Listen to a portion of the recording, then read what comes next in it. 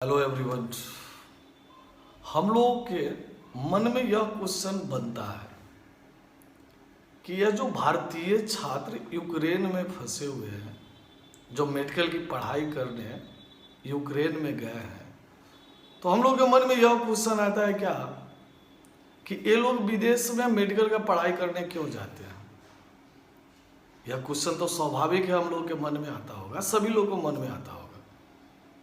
क्या हमारे इंडिया में मेडिकल कॉलेज की कमी है कि ये लोग विदेश में पढ़ने जाते हैं, या ये लोग अपना प्रेस्टीज समझते हैं कि हाँ, चाहे इनके गार्जियन प्रेस्टीज समझते हैं कि हम अपने बाल बच्चा को विदेश पढ़ाते हैं, विदेश से मेडिकल कराते हैं।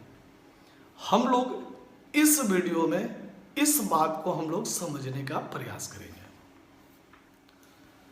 यह बात हम लोग जान रहे हैं, सभी आदमी, आज का सबसे ट्रेंडिंग न्यूज है कि रसिया और यूक्रेन के बीच वार छिड़ा हुआ, युद्ध छिड़ा हुआ, और उस युद्ध में बहुत सारे भारतीय छात्र यूक्रेन में फंसे हुए हैं। ऐसे हम लोग भारत के संबंध का बारे में अगर जाने, भारत के संबंध के बारे में इन दोनों देशों के से जोड़ के अगर देखें तो भारत का जो संबंध है इन दोनों देशों से बहुत बढ़िया है। जब से 1991 में यूक्रेन प्रभाव में आया, यानी एक अलग देश बना, तो 1992 में 1992 में भारत ने अपना क्या किया था, एक दूतावास अपना खोल दिया था। और 1993 में यूक्रेन क्या किया, अपना दूतावास इंडिया में आगे खोल दिया। बहुत सारा जो युद्ध का सामग्री है, बहुत सारा ऐसा टेक्नोलॉजी है, चाहे मेडिकल इक्विपमेंट है, जो कि यूक्रेन से हम लोगों का लेन देन होता है। तो कहने का मतलब क्या है कि यूक्रेन से हम लोग का अच्छा संबंध है। और रसिया का बात है तो रसिया शुरू से ही भारत का मित्र है और सबसे विश्वास पात्र मित्र है। तो कहने का मतलब क्या है कि दोनों देशों के साथ जो भारत का संबंध है, वो भारत का संबंध बहुत ही बढ़िया है। अब यहाँ पे मेडिकल छात्र जो फंसे हुए हैं, अब इसमें क्या दिक्कत है, क्या कारण है, हम लोग इसको समझते हैं। ये जो रसिया है, यूक्रेन पर जब हमला किया है, तो संयुक्त राष्ट्र में यानी यूनाइटेड नेशन में इस हमले के खिलाफ एक प्रस्ताव पारित किया गया, और इस प्रस्ताव में इंडिया क्या की, दूरी बना ली। यानी कहने का मतलब क्या कि इंडिया अब्सेंट हो गई। ऐसे चाइना भी अब्सेंट हुआ है उस प्रस्ताव में।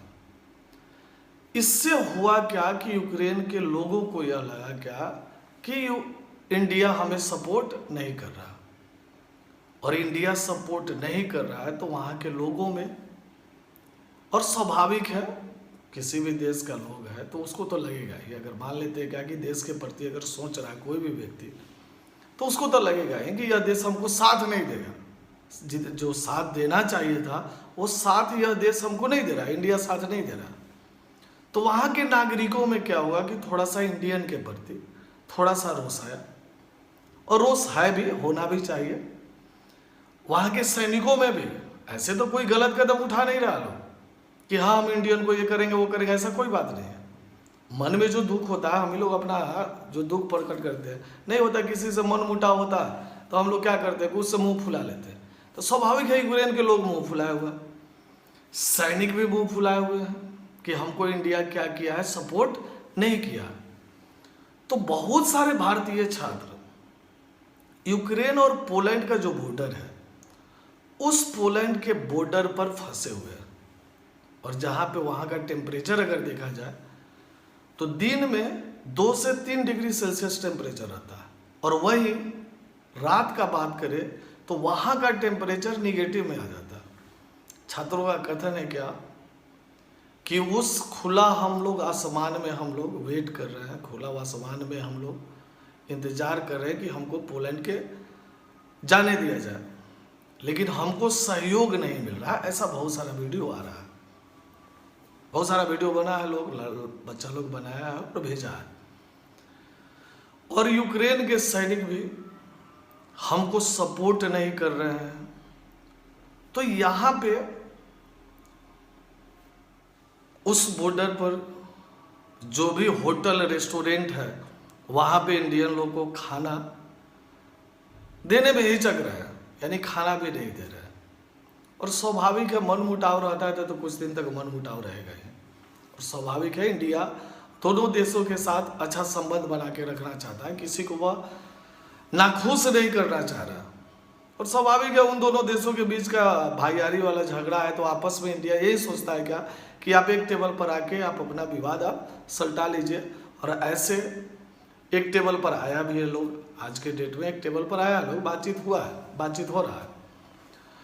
तो हम लोग इस वीडियो में यह समझते हैं कि क्या मेडिकल कॉलेज की इंडिया में कमी है, इसलिए भारतीय छात्र विदेश जाते हैं पढ़ने के लिए। देखिए, जहां तक मेडिकल कॉलेज की बात है तो भारत में जितना मेडिकल कॉलेज होना चाहिए उतना तो है नहीं, मेडिकल कॉलेज की कमी तो है, इसमें कोई शक नहीं है। अब वहां पे बात है यूक्रेन में जाने का, चाहे जो भी यूरोपियन कंट्री में जाने का, कि हाँ, छात्र यदि अपना प्रेस्टीज के लिए, चाहे छात्र के गार्जियन अपना प्रेस्टीज के लिए अपने बाल बच्चे को भेजते हैं मेडिकल कराने के लिए, कि हाँ, हम यह समाज में दिखाए कि मेरा बाल बच्चा विदेश में पढ़ता है। अगर आप यह सोचते होइएगा तो इसका मतलब आप 100% गलत सोच रहे हैं। ऐसा स्थिति नहीं है, ऐसा बात नहीं है। क्योंकि अब सभी लोग जानकार हो गया, सभी लोग के पास कुछ न कुछ ज्ञान है, सभी आदमी कुछ न कुछ जान गए। पहले के लोग जब समझता था कि हाँ, फल्ला के बेटा विदेश में पढ़े थे, या वह थोड़ा सा प्रेस्टीज वगैरह देता था, लेकिन अब वो ऐसा बात नहीं है, सभी लोग के पास जानकारी है। अब देखिए, कारण क्या है, यहाँ के छात्र, यानी कहने का मतलब क्या, 20,000 छात्र अभी यूक्रेन में मेडिकल का पढ़ाई कर रहे थे, उसमें से बहुत सारे छात्र इंडिया आ भी गए, बहुत सारे आए, बहुत सारे अभी हैं, आ रहे हैं। अब यहाँ पे जो यूक्रेन चाहे यूरोपियन कंट्री में जो छात्र पढ़ते हैं, वे छात्र यहाँ के नीट और जी भारत से जो भी छात्र विदेश में पढ़ने के लिए जाते हैं, मेडिकल करने जाते हैं, उसमें से अधिकांशतः छात्र वे नीट का एग्जाम नहीं निकाल पाते, जिसके कारण उन्हें इंडिया में एडमिशन नहीं हो पाता। अधिकांशतः छात्र कहे क्या, जो भी विदेश में जाते हैं, एडमिशन कराने जाते हैं, उसमें 100% अगर कहा जाए तो कोई गलत नहीं होगा कि 100% छात्र का नीट जो इंट्रांस एग्जाम होता है वह नहीं निकाल पाते हैं। और नहीं निकाल पाते इसीलिए वे क्या करते हैं, विदेश में जाके मेडिकल में एडमिशन करा लेते हैं। मेन यही कारण है, दूसरा कोई कारण नहीं। दूसरा ये भी कारण है कि जो हम लोग यहाँ पे प्राइवेट कॉलेज से अगर मेडिकल करें तो यहाँ पे कम से कम 50 लाख से 1.5 करोड़ रुपया तक पड़ता है मेडिकल करने के लिए, जबकि वही यूरोपियन कंट्री में, यूक्रेन जैसे देश में या चाइना जैसे देश में 6 साल का कोर्स 15 से 20 लाख रुपया में कर लेता है। यही सच्चाई है। लोग यही सोचता है क्या कि इंडिया में अगर प्राइवेट कॉलेज में हम एडमिशन कराएंगे तो हमको 50 लाख से 1.5 लाख रुपये तक लगेगा। 50 लाख सबसे कमजोर कॉलेज होगा, उसमें 50 लाख रुपया कम से कम खर्चा होगा। अगर ठीक ठाक रहेगा तो 1 करोड़ रुपया खर्चा होगा। प्राइवेट कॉलेज में जो बढ़िया कॉलेज होगा उसमें 1.5 करोड़ रुपया लग जाएगा। तो लोग इसीलिए क्या करता है कि सस्ता होने के कारण यूक्रेन या अन्य यूरोपियन जो भी कंट्री है उसमें एडमिशन करा लेता, और 6 साल के कोर्स में उन्हें मात्र 15 से 20 लाख रुपया ही लगता। साथ साथ यह भी रिपोर्ट है कि जो भी लड़का एडमिशन कराते हैं वे नीट में 20% मार्क्स भी नहीं ला पाते हैं, यानी जो नीट इंट्रांस एग्जाम होता है उसका, जबकि एक प्राइवेट कॉलेज 60% पर एडमिशन लेती है। यानी प्राइवेट कॉलेज में भी उन लोगों का एडमिशन नहीं हो पाता। ऐसे जो छात्र विदेश से मेडिकल करते हैं तो उन्हें इंडिया में प्रैक्टिस करने के लिए, यानी उनके लिए कुछ चुनौती भी है। इंडिया में चुनौती क्या, बहुत चुनौती है। अगर आप मेडिकल अगर विदेश से करके आए हैं तो आप सोचिए क्या कि हम आके सीधा हम क्या करेंगे कि यहाँ पे प्रैक्टिस करने लगेंगे, लोग का दवा दारू करने लगेंगे, ऐसा होगा ना? बिल्कुल नहीं। प्रैक्टिस करने के लिए आपको क्या करना होगा, FMG क्वालिफाई करना होगा, foreign medical graduate examination, foreign medical graduate examination. तभी जाके आप इंडिया में क्या कर सकते हैं, प्रैक्टिस कर सकते हैं, या आगे का पढ़ाई अगर करना चाहिएगा, जैसे आपने MBBS करके आया, आप सोच रहे हैं क्या कि हमें MD करना है, हमें DM करना है, तो आपको क्या करना होगा, FMG क्वालिफाई करना होगा।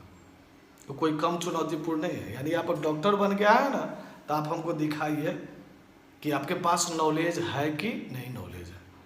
अगर आप पास किए, आपके पास टैलेंट है, आपने पढ़ के आया, तब तो कोई दिक्कत नहीं, आपका वेलकम है। आप इंडिया में क्या कीजिए, आप कीजिए। अब यहाँ यूरोपियन कंट्री में यानी यूक्रेन में मेडिकल में एडमिशन कराना आसान भी है, इसलिए लोग अपना क्या करते हैं, जैसे यहाँ पे जैसा टफ एंट्रांस होता है वैसा एंट्रांस वाला सिस्टम है नहीं, वहाँ पे आसानी से एडमिशन हो जाता है। और साथ साथ स्टूडेंट यहाँ के इसलिए भी एडमिशन कराते हैं कि वहाँ पे जो यूनिवर्सिटी है वह क्रेडिट सिस्टम पर चलता है। यानी यूक्रेन का जो यूनिवर्सिटी है वह क्रेडिट सिस्टम पर चलता है। क्रेडिट सिस्टम का मतलब क्या हुआ, आप इसको समान बोलचाल की भाषा में यह समझिए कि वे लोग एक संस्थान से दूसरे संस्थान का चुनाव कर सकते हैं। जैसे आप इसको ऐसे समझिए, अगर किसी लड़का का सिलेक्शन PMCH में हो गया तो वह PMCH से DMCH में नहीं जाएगा, वह एम्स में नहीं जाएगा, उसको मेडिकल करना होगा, MBBS करना होगा, तो उसको PMSCH से करना होगा। लेकिन वहां पे ऐसा बात नहीं है। वहां पे जो क्रेडिट सिस्टम जो अलाउ किया गया कि मान लेते हैं क्या कि एक संस्थान में आपका एडमिशन है, आप सोचते हैं क्या कि हमें दूसरे संस्थान में भी, हम दूसरे संस्थान से अब अगला साल पढ़े, तो आप दूसरे संस्थान में भी पढ़ सकते हैं। यह सुविधा है। इसलिए इंडियन स्टूडेंट क्या करते हैं कि वहां पे यूक्रेन के विश्वविद्यालय, यूक्रेन का जो यूनिवर्सिटी है उसका वो चुनाव करते हैं। लास्ट क्वेश्चन पर कि क्या भारत में मेडिकल कॉलेज की कमी है? हाँ, बिल्कुल कमी है। हाल फिलहाल में हमारे प्रधानमंत्री का इसी को लेकर है, यानी जो विदेश में यूक्रेन में जो हमारे भारतीय स्टूडेंट फंसे हुए हैं, उनका एक बयान आया क्या कि क्यों नहीं हम लोग जो विदेश में छात्र पढ़ने जाते हैं मेडिकल के लिए, उनको इंडिया में ही रोका जाए, वैसा सिस्टम डेवलप किया जाए।